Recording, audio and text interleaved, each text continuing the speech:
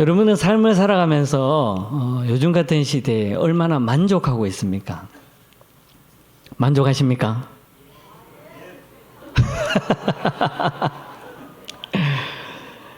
만족하느냐라고 했을 때 목사님 지금 상황이 어떤 상황인데 지금 만족하냐고 질문을 합니까? 라고 다들 그런 눈빛으로 바라보시는 것 같아요.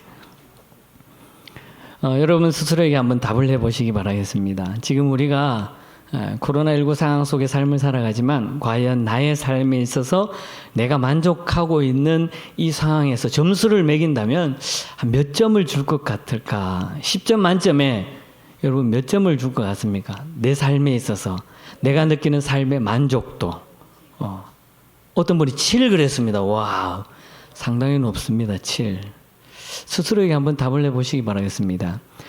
작년에 한 설문조사에서 설문한 조사가 있습니다. 코로나19로 인해서 힘든 그 상황 속에서 한 약 4,000명의 인원을 가지고 설문조사했는데 그 점수가 어떻게 나왔냐면 저렇게 나와 있습니다.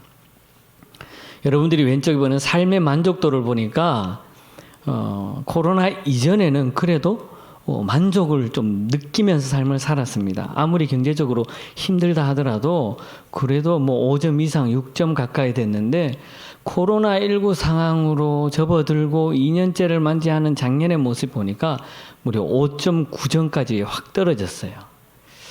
이 모습을 보게 되니까 인간들의 삶에, 그러니까 많은 사람들의 삶에 만족이 없었다라는 거죠. 무엇 때문에 그랬습니까? 코로나로 인해서 내 삶의 만족함이 별로 없다라는 거예요. 많이 만족함을 느끼지 못한다는 거죠. 경제적으로 어렵고 시대 사회 정황으로 어렵다고 해서 그렇게 느끼는 건데요. 그런데 특이하게도 삶의 만족도는 개개인으로서 모든 것이 낮아졌어요. 그런데 오른쪽 표가 보게 되면 무슨 표냐면 이거는 사회 통합도예요. 이거는 높아졌다라는 거예요. 사회 통합도가 뭐냐라고 했을 때 다른 말로 쉽게 말하면 바로 이거예요. 사회 공동체성은 높아졌다는 거예요. 어떻게 이런 일이 일어날 수 있을까요? 여러분 한번 생각해 보세요. 코로나로 인해서 힘들고 어려운 상황 속에 있었음에도 불구하고 내 삶의 만족도는 낮아졌는데 우리 사회 공동체성은 좀 높아졌다라는 거예요. 코로나 이전보다 조금 높아졌다라는 거예요. 왜 높아졌을까요? 많은 사람들이 코로나 때문에 힘들고 어렵다라고 하지만 그 속에서 무엇을 느꼈냐면 우리는 한 배를 탔다라는 것을 다 느꼈다는 거예요. 비록 힘든 상황 속에서 우리 모두가 헤쳐나가야 된다라는 사회적인 공동체성이 개인마다 다 이걸 느꼈다라는 거예요. 그래서 어떤 상황이 되면은 특히 우리 대구 같은 경우도 코로나가 발생했을 때 모두 다 마스크 쓰고 막 행동하지 말자, 움직이지 말자 이렇게 했을 때 많은 사람들이 대부분 다 안 움직였어요. 나 하나로 인해서 다른 사람이 피해를 줄까 봐. 그것 때문에 많은 사람들이 우리들은 서로 공동체성을 형성하자라는 것이 월등하게 많이 느껴졌다라는 것을 볼 수가 있습니다. 오히려 개별화, 개인의 삶의 만족도는 떨어졌지만 함께 더불어 생활하는 우리 공동체성은 높아졌다라는 것을 볼 수 있죠. 그럼 우리 교회는 어떻습니까? 교회 안의 모습을 보게 되면 이렇게 표로 나와 있습니다. 한번 표를 띄워보시겠어요? 코로나가 일어나고 코로나 이후의 상황이 됐을 때 교회가 중점적으로 해야 할 역할이 무엇이냐라고 했을 때 가장 먼저는 주일 현장 예배예요. 교회 안에서는 예배를 먼저 하나님께 드려야 된다는 것이 많은 목회자들과 기독교인들, 개신교인들이 다들 그렇게 이야기를 했습니다. 그러면 현장 예배가 모인 다음에는 무엇을 해야 될까요? 하나님 앞에 예배를 드린 다음에 표를 보게 되면 두 번째로 많은 것이 뭐예요? 교회 공동체성이에요. 교인들의 공동체성이 많아야 된다는 거예요. 공동체성과 함께 일반 개신교인들이 느꼈던 거 오른쪽으로 가면 오른쪽 두 번째 보게 되면 오렌지색으로 표가 나와 있는 것이 있죠. 교회의 공공성 그리고 지역사회 섬김에 대한 의식들이 아주 높아졌어요. 왜 이런 현상이 일어났을까요? 코로나로 해서 교회가 세상 속에서 그만큼 추락했는 상황 속에서 이제 교회가 해야 할 역할은 교회 안에 예배가 회복되어야 되고 예배와 더불어서 교회 공동체성이 회복되어야 되면서 그 공동체성을 가지고 이제 사회 공공성으로 나가야 된다는 거죠. 지역사회를 섬겨야 되는 거예요. 그리고 혹여나 못 나오는 사람들을 위해서 온라인 예배를 더욱더 활성화해야 된다라는 그런 조사가 나왔습니다. 그러면서 이와 함께 내가 지금 다니고 싶은 교회의 모습이 어떠냐라고 했을 때 이런 설문조사가 나왔습니다. 우리 교회는 이런 교회가 되기를 원한다라는 사람들, 내가 다니고 싶은 교회, 그것이 무엇이냐라고 했을 때 가장 많은 사람들의 그 의견과 투표 많은 것이 뭐냐면 교인 그리고 우리 성도 간의 진정성 있는 사랑과 교제가 있는 교회가 되기를 원한다라는 거예요. 교회 안에서 코로나 이후의 모습에서 예배 회복과 더불어 공동체성을 해야 되는데 그 공동체성 안에서 사랑과 교제가 있는 교회가 되기를 원한다라는 것입니다. 이런 교회를 우리가 추구해야 되는 거예요. 그 다음에는 이제 설교가 은혜로운 교회, 그 다음에는 뭐 목사님 인품 있는 교회, 사회봉사 많이 하는 교회, 선교와 전도하는 교회 이렇게 등등등 나와 있습니다. 이런 조사를 볼 때 앞으로 이제 교회가 나가야 할 방향이 분명히 또렷하게 나와 있습니다. 교회 공동체라고 한다면 그 속에서 공동체성을 회복해야 된다는 거예요. 모이기를 힘써야 되고요. 함께 더불어 모든 것을 해야 되고요. 그 속에서 우리가 사회 통합도가 높아져야 되는 거예요. 그리고 교회 안에 있는 서로 간의 교회 통합도도 높아져야 된다는 거죠. 교회 공동체성이 높아져야 된다는 거예요. 서로 사랑과 섬김을 통해서 믿음을 통해서 하나 되는 공동체의 모습을 이루어 가야 되는 것이 바로 교회의 모습이라는 거죠. 오늘 본문 말씀을 보게 되면 이 모습들이 어떻게 보면 초대교회의 모습이라고 할 수 있습니다.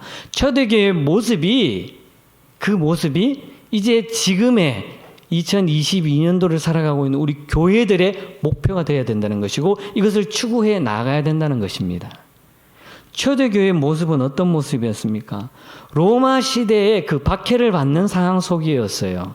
힘들고 어려운 상황이었어요. 우리가 지금 겪고 있는 이 힘들고 어려운 상황은 로마 당시에 로마 제국 시대에서는 비교할 수도 없는 그런 어마어마한 상황을 겪고 있습니다.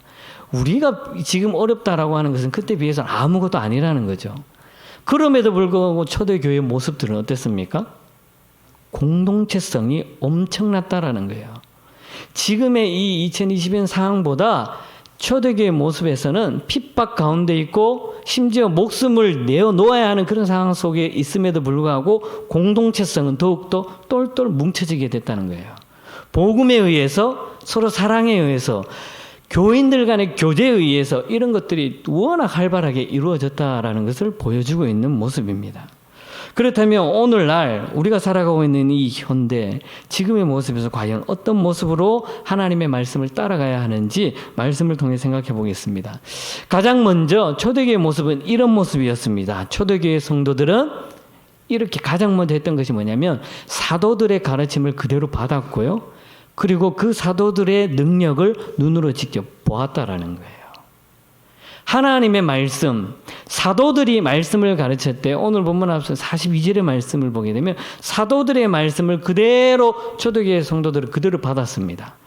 하나님의 말씀을 전하는 말씀을 그대로 받아들였고 그 말씀대로 행했고 그리고 사도들이 행했던 기사와 이적과 표적을 직접 눈으로 보았다라는 거예요. 이것이 초대교회의 모습의 가장 처음 보여진 모습이라는 것이죠. 그들의 모습 가운데 헌신적으로 참여했다라는 것이죠. 하나님의 말씀을 듣는 것으로만 끝나는 것이 아니라 그 말씀을 들은 것에 대해서 나의 삶에 있어서 그대로 적용하면서 함께 더불어 헌신적인 모습으로 참여하며 나아갔다는 것이죠. 그들의 헌신적인 참여가 사도들이 말씀을 전할 때마다 기적과 이적, 기사와 표적이 나타났다라는 것이죠. 교회는 세상 속에서 하나님이 함께하는 증표가 나타나야 되는 거예요.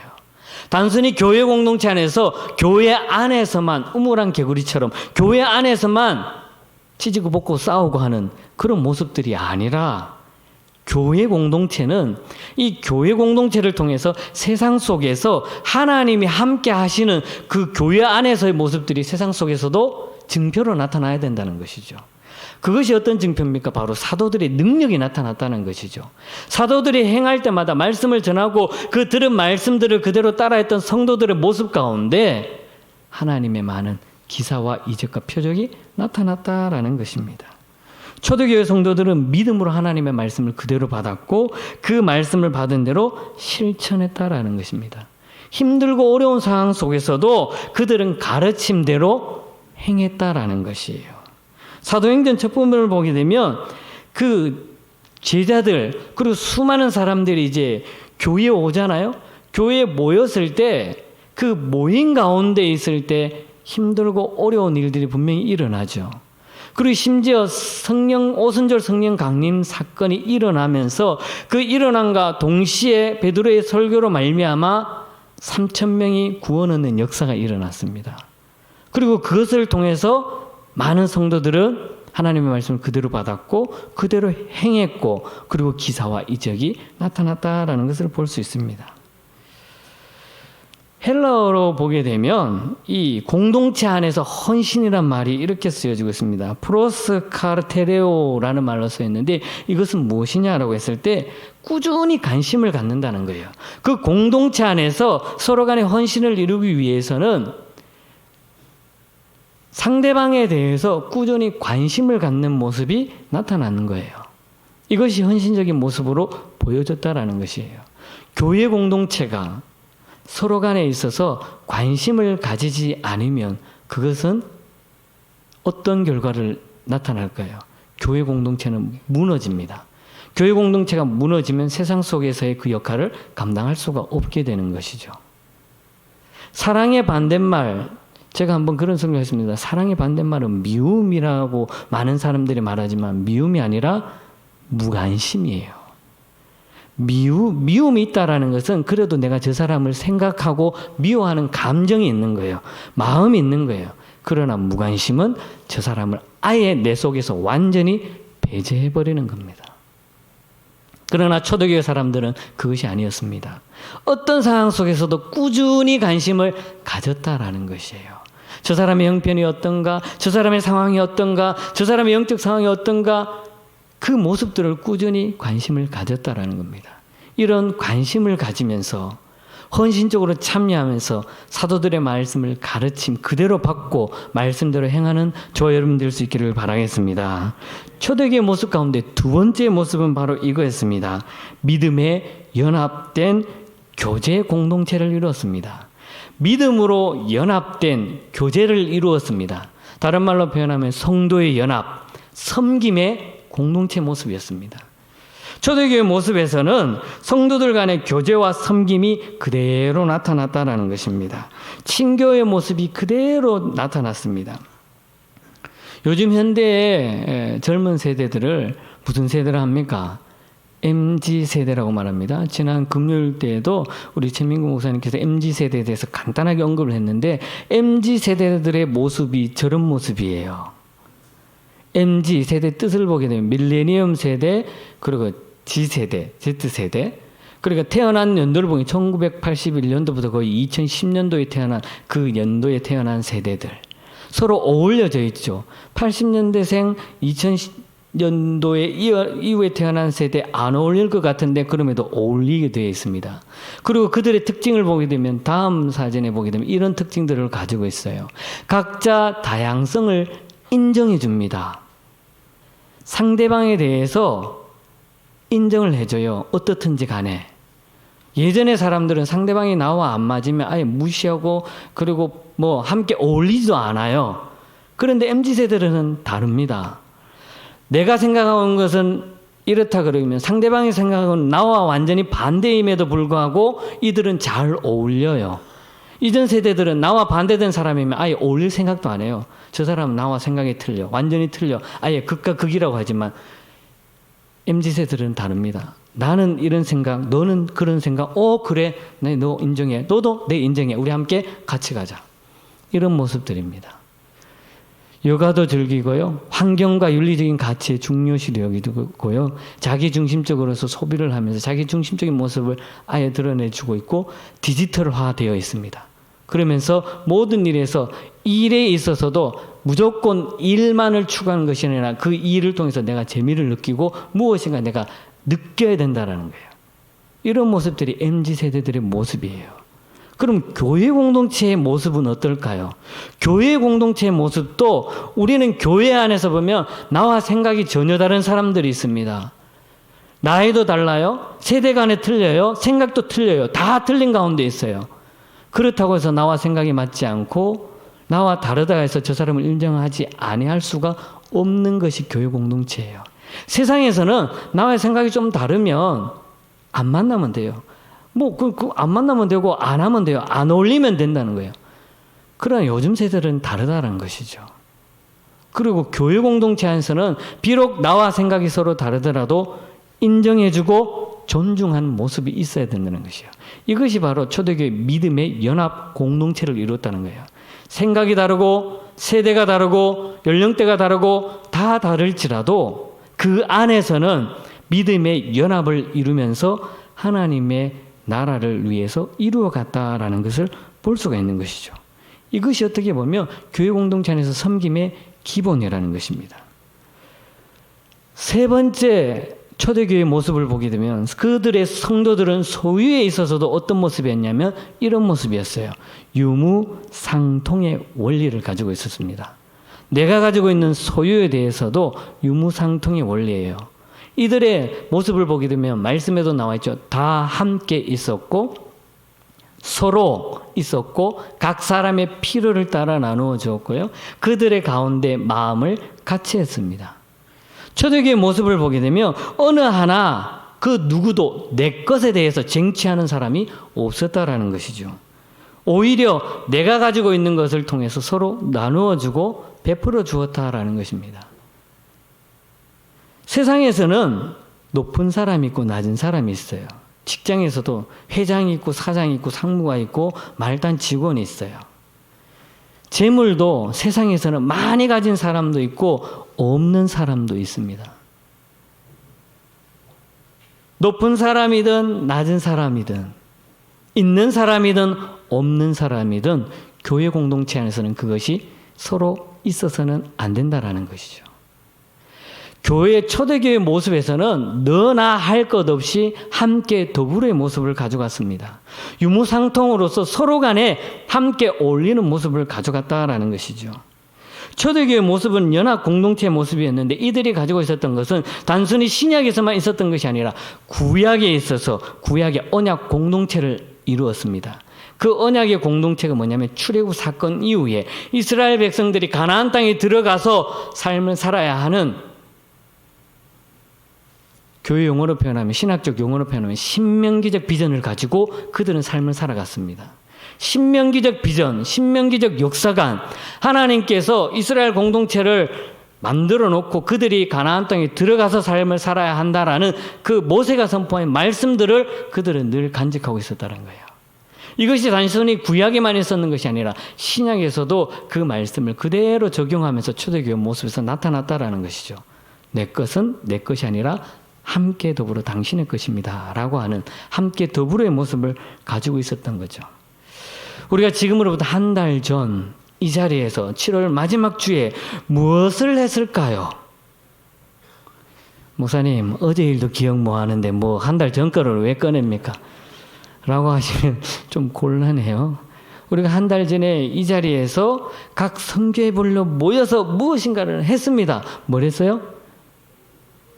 뭐 율동도 하고 게임도 하고 주물러 주기도 하고 했죠. 그 가운데 제가 유심히 포인트를 본 것이 하나 있습니다. 2명씩 짝을 지어서 노래를 하면서 서로 했습니다. 어떤 노래를 했어요? 소유에 대한 노래를 했습니다. 저거 기억나십니까? 현대인의 모습이 세 가지로 딱 나와요. 특히 MZ세대들은 내 거는 내 거, 네 거는 네 거 구분이 딱 되어 있어요. 내 생각은 내 생각, 네 생각은 네 생각. 그래 알아서 인정해줘. 이게 보통이에요. 7, 80년대, 5, 60년대, 7, 8 전쟁을 이후에 많은 재물을 가진 사람들, 권력을 가진 사람들의 모습은 내 거는 내 거, 네 거도 내 거. 권력을 가지기 위해서 이런 모습이었어요. 그러나 그 가운데서도 많은 사람들이 내 거는 네 거, 네 거도 네 거. 이 모습이 무슨 모습일까요? 신앙 공동체의 모습이었습니다. 초대교회의 모습, 저 세 번째. 그래, 네 거는 네 거, 내 거도 네 거. 네 거는 네 거, 내 거도 네 거. 했었죠. 다 잊어먹지는 않으셨죠. 첫 번째, 두 번째 것까지는 우리가 잊어먹어도 돼요. 그러나 우리가 기억할 것은 세 번째예요. 내가 가진 소유, 내가 가지고 있는 것들을 상대방 사람들에게 나누어 줄 수 있는 그 모습이 초대교회 공동체의 모습이었어요. 많이 가지건 적게 가지건 높은 사람이든 낮은 사람이든 그것이 없었다라는 것이죠. 이러한 모습들이 초대교회 공동체 모습에서 그대로 보여주었다라는 것이죠. 특히 사도행전 4장의 뒤쪽으로 가면 어떤 모습이 있냐면 사도들의 발 앞에 자기가 가지고 있는 것을 다 내어놓았어요. 자기가 가지고 있는 것을 다 내어놓고 그것을 통해서 많은 사람들과 함께 나누었다라는 것이죠. 어떻게 보면 나눔이라는 것은 자발적이라고 할 수도 있겠지만 그 자발적인 것이 아니라 나눔 가운데서 나눔의 그 안에 보게 되면 무엇이 있냐면 예수 그리스도의 영적인 모습과 권위에 대한 복종하는 모습이 있을 때 진정한 나눔이 될 수 있는 거예요. 우리가 이제 나눔의 잔치를 하는데 지역민들에게 나눔의 잔치를 합니다. 가끔 우리가 있어서 나눈다라고 생각하는 사람들이 있어요. 교회가 어느 정도 성장했기 때문에 나눈다라고 생각하는 사람이 있습니다. 천만의 말씀이에요. 교회 예산이 있건 없건 간에 이 나눔의 모습들은 초대교회 모습이 있었기 때문에 우리는 그대로 삶을 살아가야 되는 거예요. 적용해야 된다는 거예요. 예산이 많든 적든 나누어야 되고요. 힘들든 어렵든지 간에 나눔의 모습을 가지고 해야 된다는 것이에요.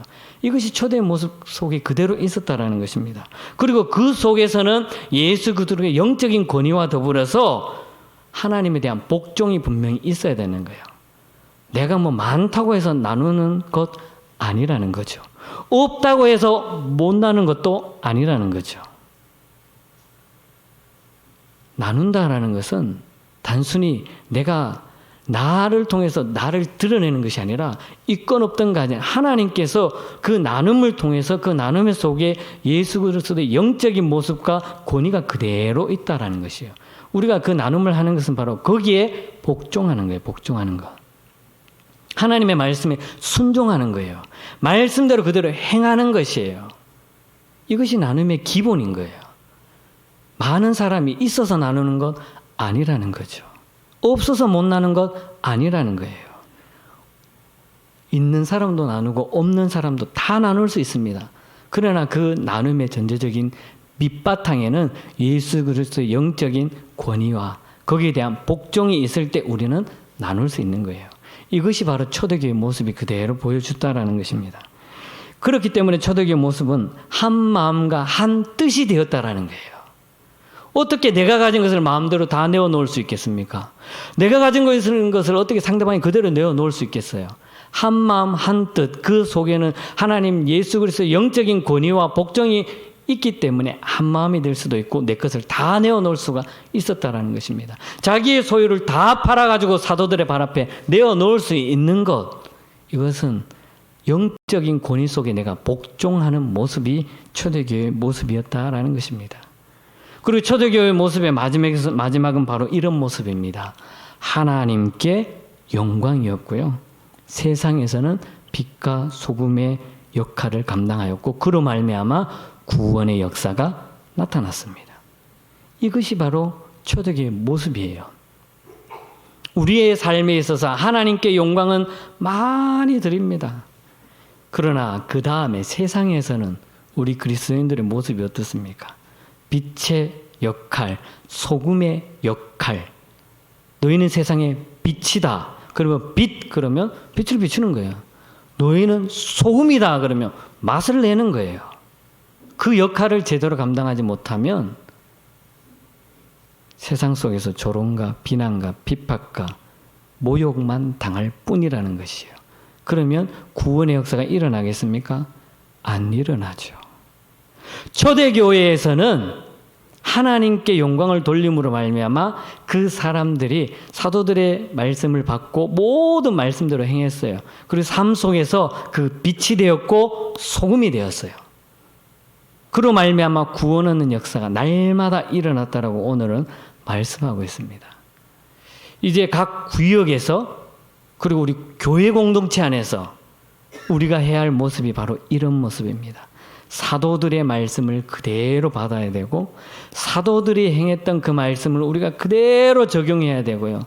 세상 속에서 하나님의 영광이 되어야 되고 하나님을 찬미해야 되고 그 모습을 보는 많은 사람들이 구원 얻는 역사가 일어난 거예요. 그것도 내가 잘나서 된 것이 아니고 내가 뭐 복음을 많이 전파해서 된 것이 아니에요. 성령의 역사하심이 나타나면 저절로 구원 얻는 역사가 일어난다는 것이에요. 그 성령의 역사를 감당하기 위해서는 비록 작은 나의 도구자, 나의 모습이 있어야 되고 희생하는 모습이 있어야 되고 섬김의 모습이 있어야 되고 나눔의 모습이 있어야 된다는 것입니다.